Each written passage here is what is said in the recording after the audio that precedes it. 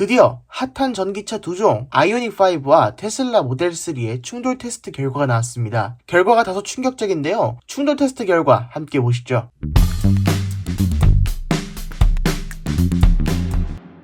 먼저 종합점수로는 아이오닉5는 92.1점으로 1등급을 받았고요. 모델 3는 83.3점으로 2등급이 나왔습니다. 어떤 부분에서 이렇게 차이가 났는지 살펴보면요. 충돌 안정성에서는 테슬라가 59.77점으로 59.29점을 맞은 아이오닉5에 비해 근소하게 앞서 있는 것을 볼 수 있습니다. 테슬라가 아이오닉5에 비해서 좌석 안정성과 기둥 측면 충돌에서만 밀리고 나머지는 모두 이기고 있는 것을 볼 수 있습니다. 보행자 안전에서는 큰 차이를 보여주는데요. 테슬라 모델 3가 11점대, 아이오닉5가 13점대로 사람에게 직접적으로 충격을 가했을 때 아이오닉5가 그나마 모델 3에 비해 덜 다치는 것으로 결과가 나왔습니다. 그런데 이거는 미국 차다 보니까 이해해줄 수 있는 요소가 사실 미국에서는 보행자 안전 규정에 대한 테스트를 진행하지 않습니다. 거기다 우리나라는 한미 FTA를 통해서 보행자 안전 규정 적용하지 않은 차량이 그대로 들어올 수 있죠. 그렇기 때문에 테슬라 모델 3가 보행자 안전성에서는 다소 약한 결과가 나왔고요. 다음으로는 테슬라가 가장 잘하는 부분입니다. 사고 예방 안전성. 사실 이거는 테슬라를 이길 수가 없겠죠. 점수를 보면 테슬라가 11.89점,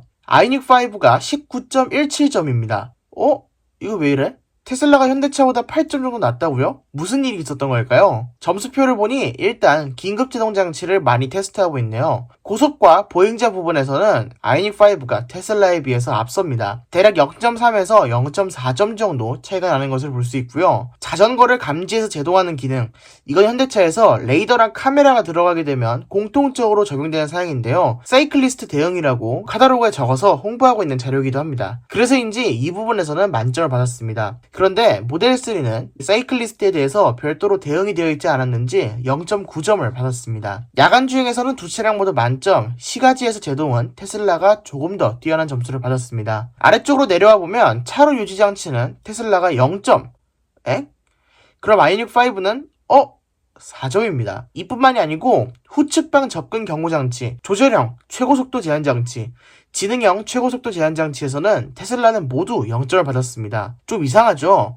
왜 이런 결과가 나왔는지 살펴보겠습니다. 일단 이런 점수의 원인은 테스트 방식 때문입니다. 차로 유지 장치는 65km에서 운전자가 직접 엑셀과 브레이크를 컨트롤할 때 테스트를 하는데요. 현대차는 핸들에 따로 버튼이 만들어져 있어서 그 버튼을 누르면 어댑티브 크루즈에 상관없이 핸들만 조절하게 할 수 있습니다. 그런데 테슬라는 그런 방식이 아니죠.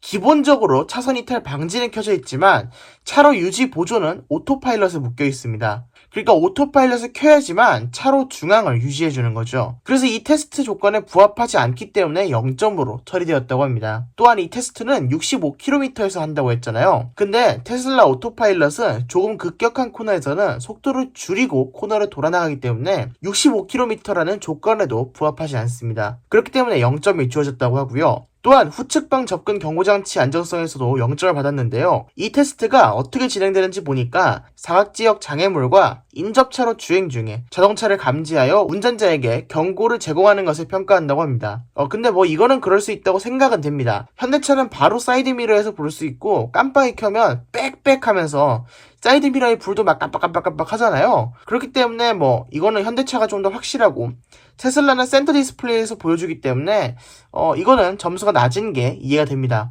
근데 점수가 낮은 게 이해가 된다는 거지 없는 것도 아니고 있는데 왜 점수가 0점인지는 모르겠어요. 또한 테스트된 자료를 보시면 조절형 최고속도 제한장치인데 이거 관련해서는 도대체 어떤 방식으로 테스트하는 건지 딱히 알아보기가 쉽지 않습니다. 그렇기 때문에 이 테스트에서는 제가 딱히 드릴 말씀은 없을 것 같고요. 밑에 있는 지능형 최고속도 제한장치 안정성인데 이거는 이제 우리나라 차나 아니면 벤츠, BMW 같은 독일 차들에 조금 더 최적화되어 있는 장치입니다. 그리고 전방 카메라로 도로 표지판을 읽어서 도로 표지판에 60 이렇게 나와 있으면 스피드 리미터를 60km로 조절해주고 30 이렇게 나와 있으면 스피드 리미터를 30km로 바꿔주는 그런 장치를 의미하는데 테슬라는 이런 장치가 없고 아이오닉5는 이런 장치가 있기 때문에 아이오닉5는 만점, 테슬라는 0점을 받은 겁니다. 그런데 사실 현대차가 이 장치를 도입한 지도 얼마 안 됐어요. 올해 처음 도입했거든요, 현대차도. 네, 어쨌든 이렇기 때문에 테슬라가 운전자에게 실생활에서는 조금 더 뛰어난 경험을 줄 수 있어도 테스트에는 평가에는 부합하지 않는 것으로 나왔습니다. 그렇지만 이 평가에 대해서 현토부라든지 이런 식으로 비판하는 것은 정말 틀린 겁니다. 왜냐하면 이 테스트 항목이 현대 때문에 정해진 것도 아니고